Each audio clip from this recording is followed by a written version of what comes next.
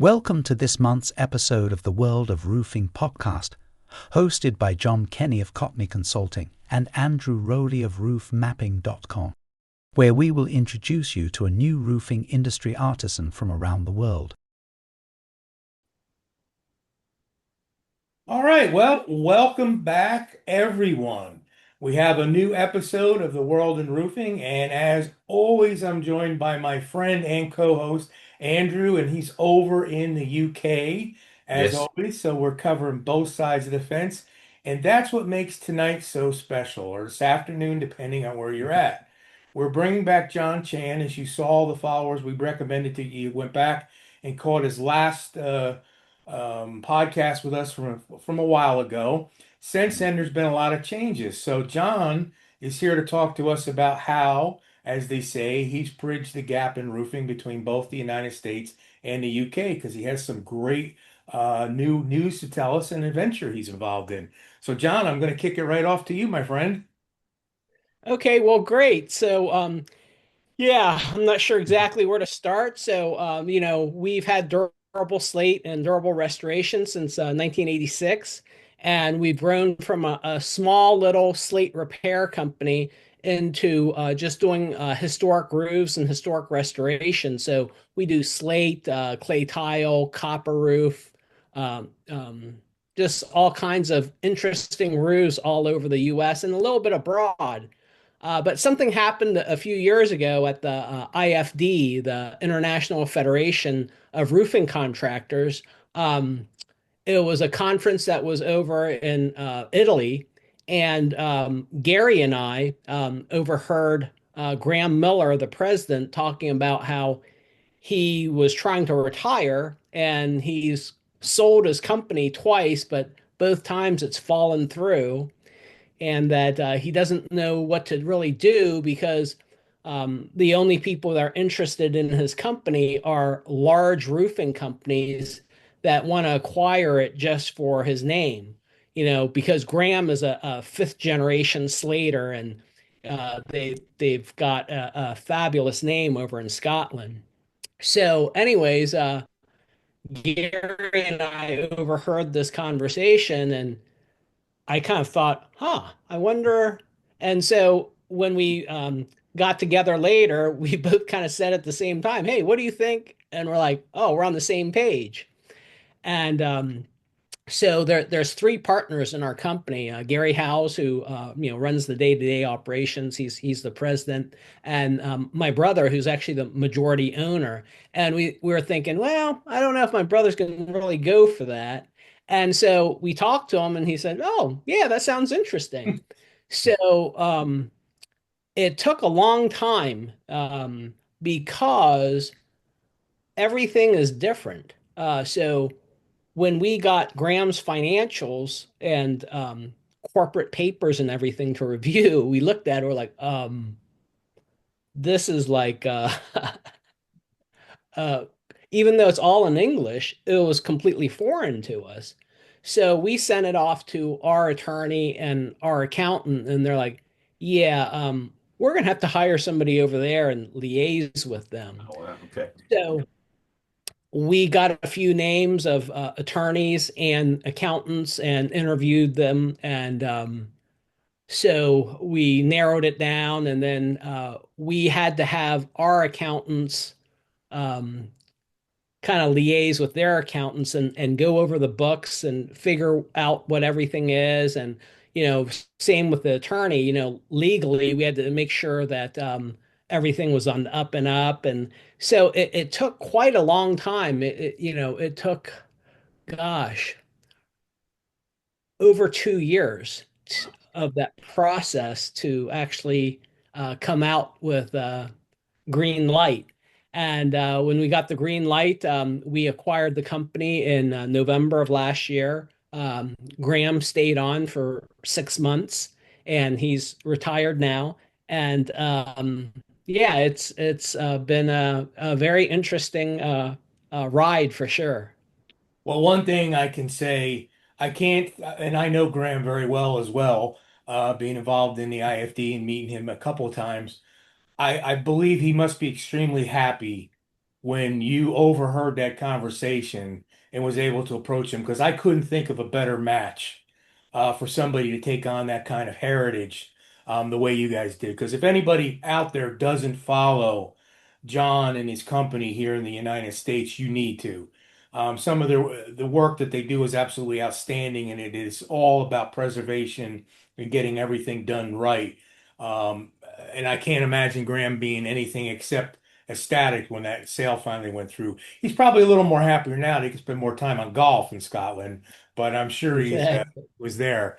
So, and I can understand, other than the difficulties of really international cooperate communication and understanding between it, how are things progressing now that you got your feet in there? How are you handling the day to day? You got somebody running the division over there, and how you're reporting back? Kind of give us a little insight if you could. Sure, yeah. So what we did actually over there was um, we acquired Bain and Irvine, but we also took over another company called Newtown Roofing.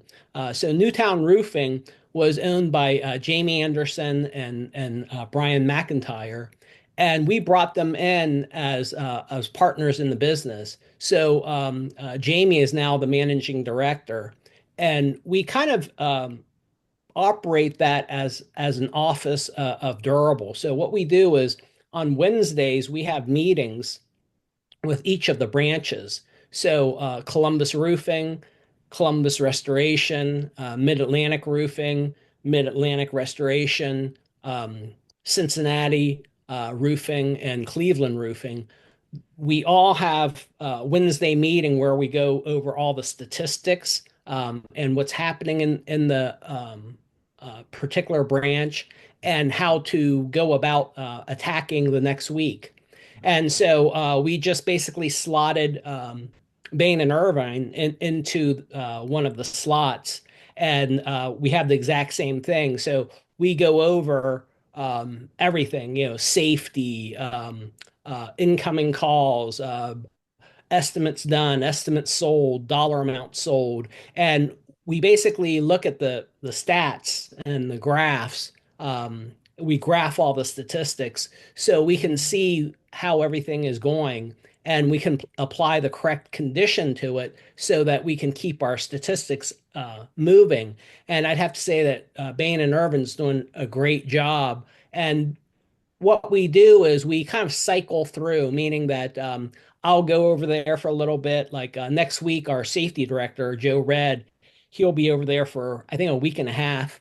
So we kind of go over there and we put a little bit of our administrative technology in there. And because, we look at Bain and Irvine, and it's very similar to what Durable was way back in the old days. It's a small company that does mainly slate repairs. I mean, it does some new roofing and whatnot, but also that it's got such a name that uh, they do some really uh, amazing heritage projects. Things like Fetty's College, things like Donaldson School. I mean, these huge, massive buildings, and some of them are 400 years old. So the idea of working on that, and that's kind of what interested us in the beginning, because way back in the early days of Durable, when we were really small, we would dream about working on a castle in Europe that, if you drop something, it would be gone forever because it's Wow. it's it's dropped, 600 feet into some ravine. And so it's really interesting going over there, like the one time we're over there with Gary and I were there with Graham, and we got to do this inspection on the Falkland Palace, which is kind of like a castle.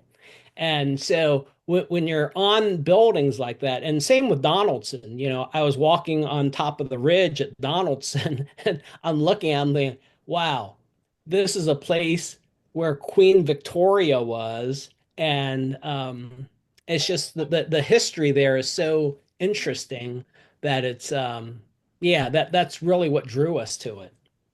Well, that's kind of a dream come true then, right? A dream you had so many years ago. Now you're seeing the reality of it. Yeah, and it is amazing. I think the point listeners really listen to what you just said about walking across the ridge and all that history, the feet that were below you, and all the stuff, the historical decisions that were made, and that's where it ties into the history of roofing. Why we like to teach you what's going on around the world and all the history that's tied into it.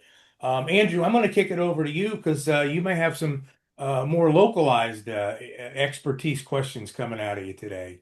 Well, a little bit. I know the Scottish weather's not always the best. It's even worse than England with the rain. Yeah. Um, I mean, I reached out when you were over in Scotland. I think you'd put on LinkedIn that you're up, and it'd be great to meet up when you're over. Might be easier if you come over, and I'll meet you somewhere. But yeah, I mean, the pictures that you put on of that massive, I mean, it's like a huge castle. I'm assuming that is at one of the schools. But as a building, it's just an amazing feat of engineering, all the way back then. And I'm assuming, sort of coming back to my building surveying side of my full-time job, do you work with the owners for a sort of a longer term plan as phased roofs? We'll do this one and then we'll sort of work around, or is it more reactive repairs that you're doing on those buildings? Yeah, so on those buildings, we've mainly been doing repairs because those roofs, they're actually, that Scottish slate, it lasts for Well, that's couple forever. hundred years. Yeah, yeah. So mainly what's wearing out is some of the flashings and Okay. maybe some of the connections with the masonry. So that's another thing that we're starting to do over there because here in the U.S.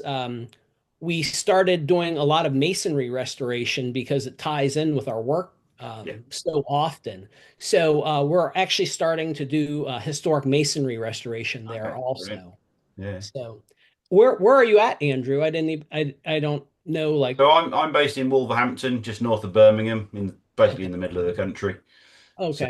it's a good base to get around. Yeah, yeah. Well, maybe one of these times I'm over there, I'll swing down and we can meet Yeah, yeah. up. We'll meet halfway. Yeah. Yeah. In the Lake District, probably.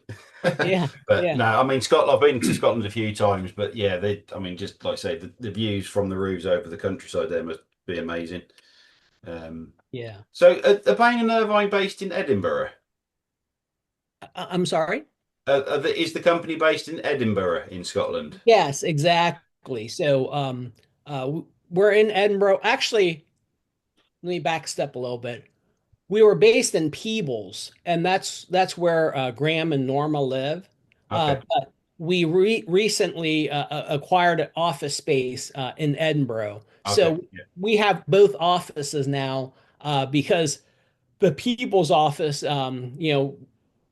even though we've only had it 6 months, we're kind of outgrowing it. right, okay, So we need the extra space, and it's really good to have both because we have so much work down there in the Peebles area and then the countryside also. And some of the guys live down there, so yeah, okay, it's nice. And that having that office in Edinburgh, the guys that live in Edinburgh don't have to go all the way down to Peebles. yeah, So yeah. that's good.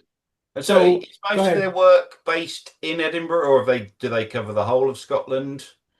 Or Yeah, right now, almost all of our work is in the central belt. okay, Um, yeah, so, from coast to coast in the central, but we've done the odd jobs like north or somewhere else. And that's one of the things that we're kind of doing with what we do with our marketing. Like, we just estimated a really, really large place up in Fort William. okay, yeah, So that's pretty far north. yeah. So we're trying to get all over the country, and I have a penchant for getting those bigger projects that are interesting or fascinating in some way to me. Okay. No, no, excellent. Yeah. Is your plan to go further sort of east and go into Europe as well, or are you going to stay with the US and UK just for the moment? Well, for the moment, I think we stick with Scotland, and then if we, um, grow a little bit, we'll grow into the UK. Okay, yeah. And if we grow more, we'll go into the EU. I mean, we currently do estimates and or projects in the EU. I just priced out a slate roof, actually not a slate roof, slate roofing for an entire complex in Oh, Greece. okay. Um, and we're actually doing a project right now for the U.S. State Department in Sarajevo, Bosnia. So, Oh, wow. yeah. Okay. So eventually, yes, maybe let's kind of see how it goes. Let's work with Scotland first Yeah. and see how it proceeds. That's exciting. Yeah, yeah. Question, and I have just kind of tying back in. We know that culturally there are, especially in the roofing industry, not so much about culture in the governments themselves or in the countries, but culturally in roofing, it's a little bit different between the USA mindset and the UK, European, and Scottish mindset of how they do things, and go to business and pride and history, like you said. What have you found? I mean, I know you guys are really well meshed because of what you do here. You actually stand out in the US for that. But how about culturally in the roofing side of it? Anything that you were surprised with, or anything that you thought was something you may bring back to the USA, even for that matter? Hmm. I'm not sure that there's anything we would necessarily bring back to the USA. I mean, there are some differences, but the differences don't really merit bringing, I don't think, either style to the other country. One of the main things over in the UK is they use a lot of lead, Yeah, of and over here in the US, we use almost no lead. I mean, Right. Okay. an occasional lead roof or an occasional lead coated copper roof, something like that. But um, they use lead like all the time to flash everything, Yeah, yeah. and very uncommon over here. Um, and the other metals, like we mainly use copper here, and it's pretty uncommon to use copper in the UK. So those things are different. They use a little bit more zinc probably than we do. There's a kind of an economy of scale because over there zinc is much cheaper than it is here in the US. So zinc prices here in the US, they approach copper, not quite as expensive, but enough so that there's almost no reason to use zinc because course. the price difference in going to copper, and copper lasts so much longer than zinc, so it's not really worth it. Whereas over there, zinc is considerably less, and to use it, I could see why people might want to use zinc over there. Yeah, the point you brought up about the lead is absolutely true. I've seen a lot of it's really high craftsmanship. I've Yeah. I worked with lead in the beginning of my career before it kind of became taboo here in the Hmm. USA more so than it is now. But like now it's almost non-existent. But the craftsmanship that they do with that blows my mind. It's like I look at that and I have to keep looking twice and saying, "Is Yeah. that really lead?" I mean, it's amazing. So that's a good point. I'm glad you brought that up for the audience. That's something that our American listeners are not so used to, and the fact that I think you brought up comparing the copper and the zinc, that's a good understanding of it. Before I close out with going back to you, John, Andrew, anything else that you got want to bring up with John? No, just it's exciting to see you growing and taking over the world slowly. Um, I honestly didn't know you had so many different branches of your company over in the States, so I'll reach out to those as well and invite them to put their roofs on the map. I think if we can get your whole group on there, that would be a lot better as well. Yeah, yeah. So each of the companies, they do a lot of local work, but when we do the larger projects, like your screen in the back, Yeah. that's St. Helena Cathedral in Helena, Montana, Mm. and that was a interesting project because well, first of all, the height, the those those twin steeples are around 275 feet tall. And when I first got called out there, what happened was a big windstorm had ripped off a bunch of tile off of the south tower and blew them onto a copper roof below and put holes all through them. So, we did the emergency repairs, and then we had to do the actual work. And the actual work was daunting for a lot of people because what had to be done. First of all, there was all kinds of structural issues with that south tower because there was an explosion and I believe like an earthquake or something way back when.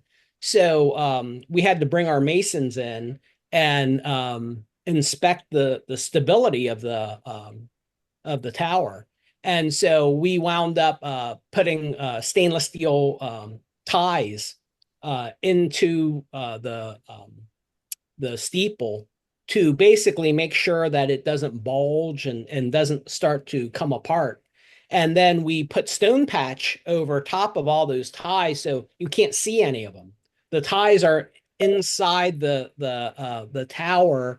And then with the stone patch, we've got some guys that they're just so good with stone patch that you'd look at a stone and you'd never know that it was cracked or the face had fallen off or that we'd put these stainless steel bolts through it and zipped it all together and so that was one thing that we did. The other thing that was interesting about that job was the access, because those towers, in order to scaffold them, we actually had to put steel I-beams through the steeple so that you could build off of it to access the top, because we didn't want to put scaffold on the roof because of how intricate the inside was.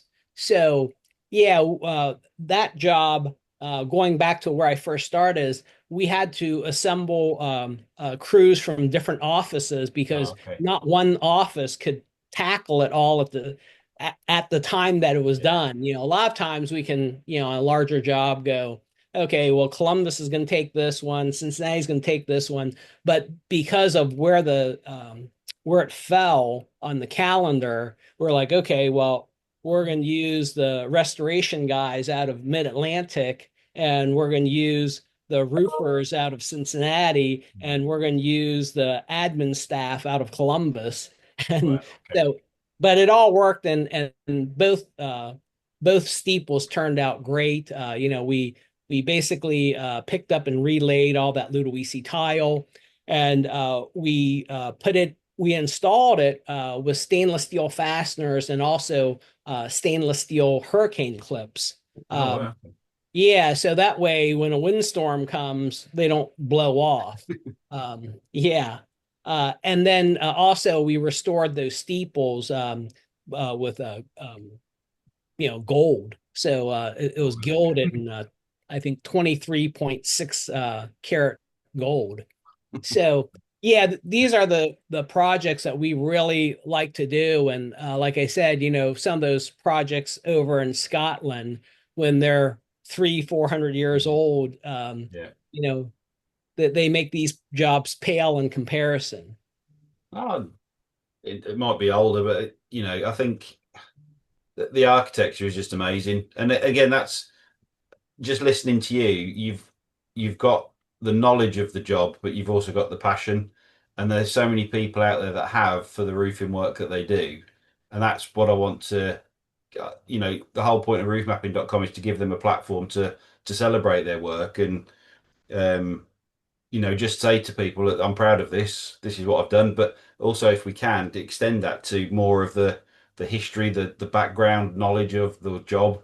So talking to yourself, it would be great to have maybe little videos explaining some of what you've done on that roof so that people understand the complexities and also that you know what you're doing so they can approach you for future work because you know what you can do to their historic buildings and whether it's historic or new build or whatever, but it's just gathering all that data and all of that passion and pride that people have and putting it all in one place for people to view and explore and to get lost in the detail. because it is a beautiful world up there. When we look above our phones, we lift our heads and actually look. You think, wow, that's actually pretty cool up there.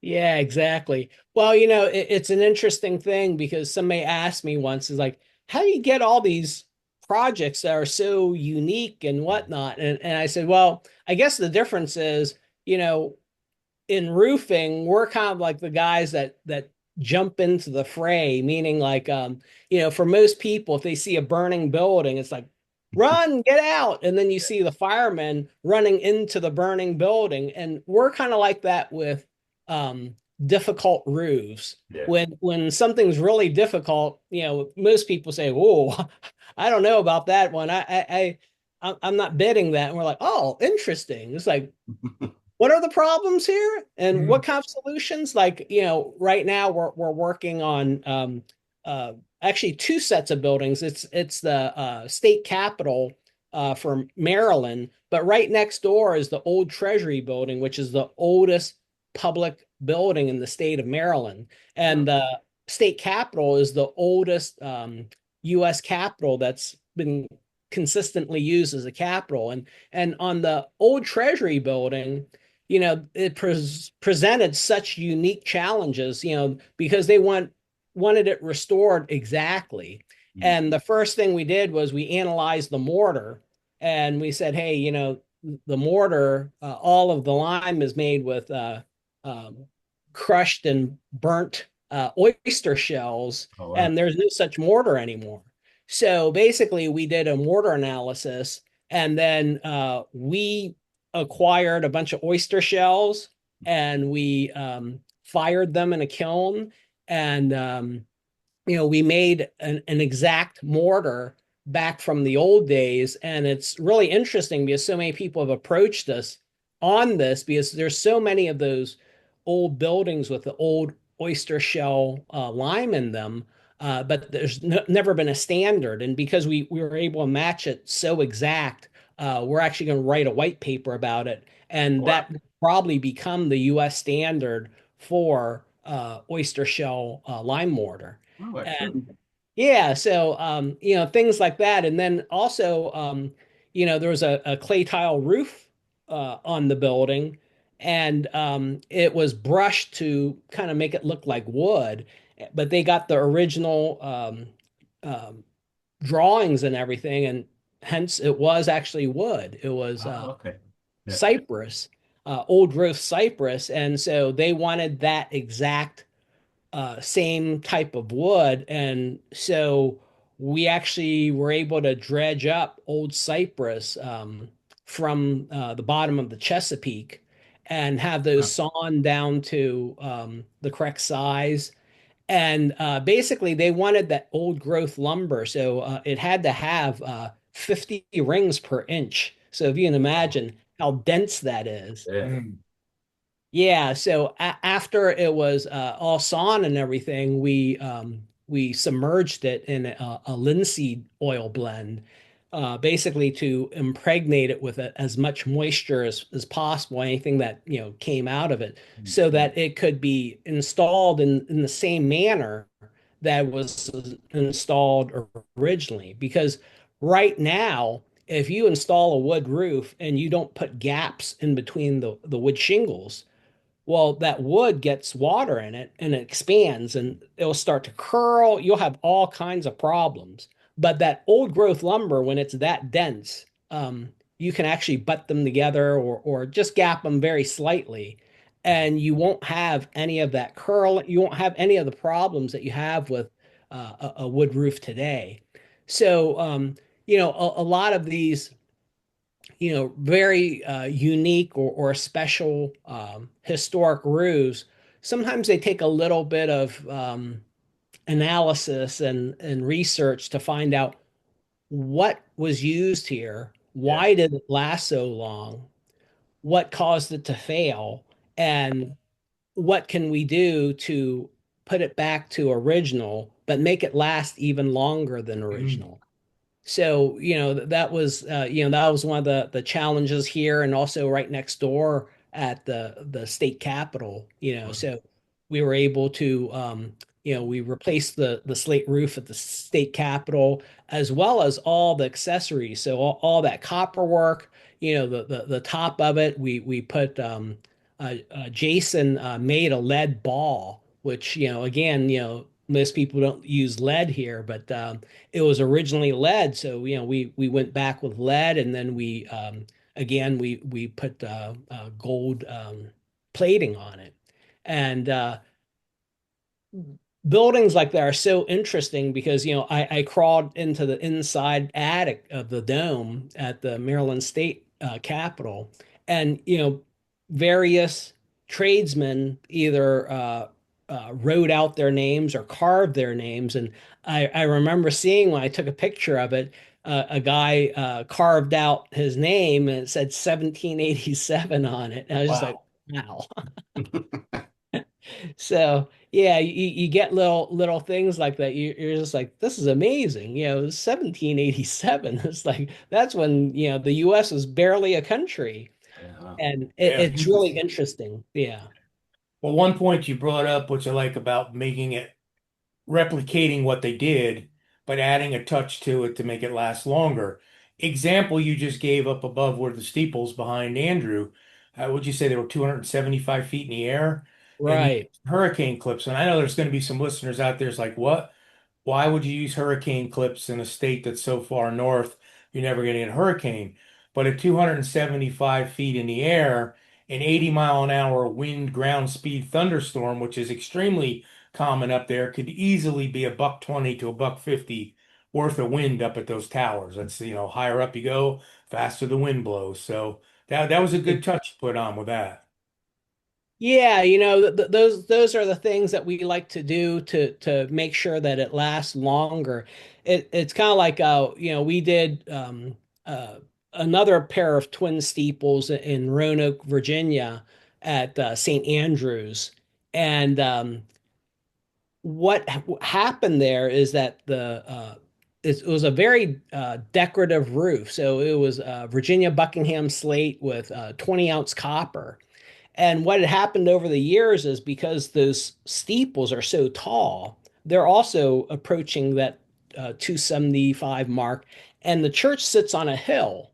So when that wind blows, well, that copper starts to move a little because the building moves a little bit anyway, and that wind and some of those joints in the copper, they crack.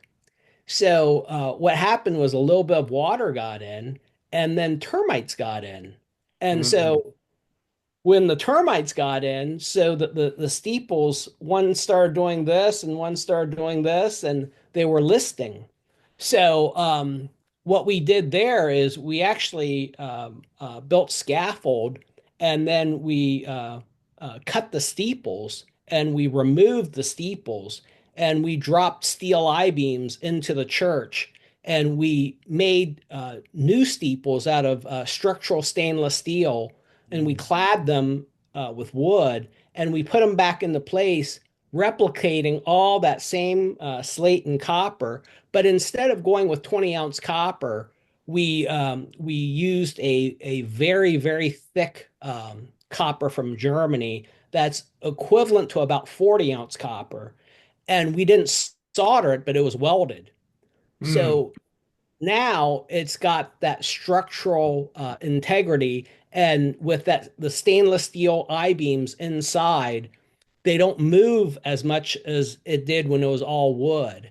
So that copper won't crack and invite, all of that water infiltration. Basically, now it's really stout, and the copper is going to hold really well. So that's one where it did last a long time, but it didn't last as long as it ought to. And basically, now it's really going to last a really long time with all that new Virginia Buckingham slate on there and that 40-ounce copper.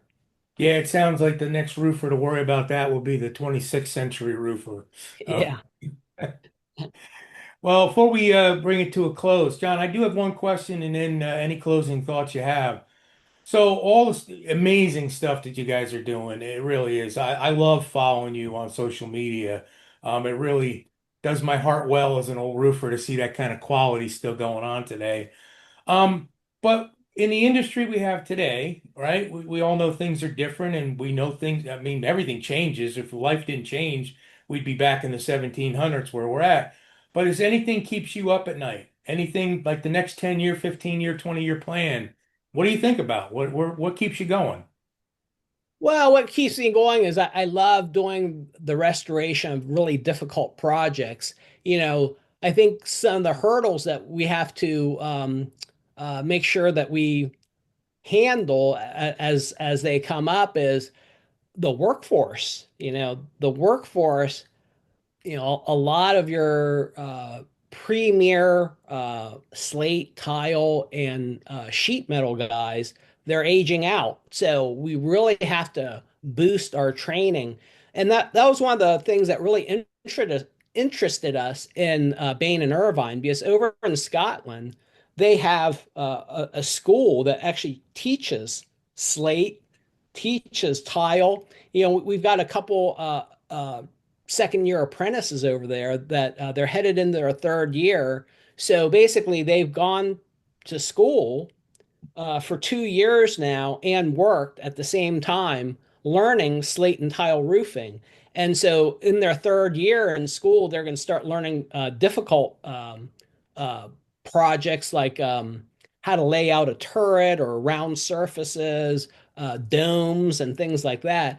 And it's just so nice that you can go to Edinburgh College and learn that, and Hmm. then learn it and work at the same time hands-on so that there's a nice balance between the written word and using your hands, because that's what we've done here in the US, but it's a challenge because it's all on our own, where it's nice over there that the government actually helps that education process. And that would be something that would be great if we could do over here.